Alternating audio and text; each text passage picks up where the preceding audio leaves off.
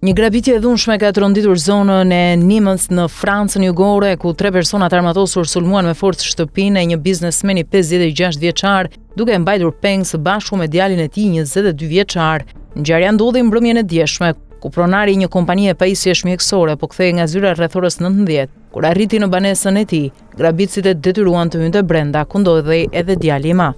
Të dy u mbajtën peng dhe u kërcënuan me armë, ndërsa biznesmeni psoi dhunë fizike gjatë sulmit. Në kërcënimin e armëve, viktimat u detyruan të dorëzojnë grabitësve disa objekte me vlerë të madhe, rreth 10 ora dore luksoze me një vlerë të përllogaritur prej 1 milion euro, 3 unazaj, një byzylyk dhe disa telefon celular. Djali i vogël, 19 vjeç, i cili ndodhej gjithashtu në shtëpi, arriti të fshihej e të telefononte policin, pasi dëgjoi zhurmat dhe britmat e grabitjes. Kur forcat e rendit mbërritën në vendin e ngjarjes, gjetën biznesmenin me dëmtime në kokë, ndërsa djali i madh ishte i traumatizuar nga sulmi. Pak më vonë, automjeti luksoz i biznesmenit u gjeti përfshirë nga flakët në një rrugë pranë zonës, duke çuar hetime drejt përfundimit se grabitësit e kishin braktisur atë dhe ishin larguar me një tjetër mjet. Policia franceze ka nisur një operacion të gjerë për identifikimin dhe kapjen e autorëve, ndërkohë që hetimet paraprake po përqendrohen te motivet dhe lidhjet e mundshme të grabitësve me tregun e sendeve të vlerësuara dhe mjetet e përdorura në sulm. Ngjarja ka tronditur komunitetin lokal dhe ka ngritur shqetësime mbi sigurinë në këtë zonë.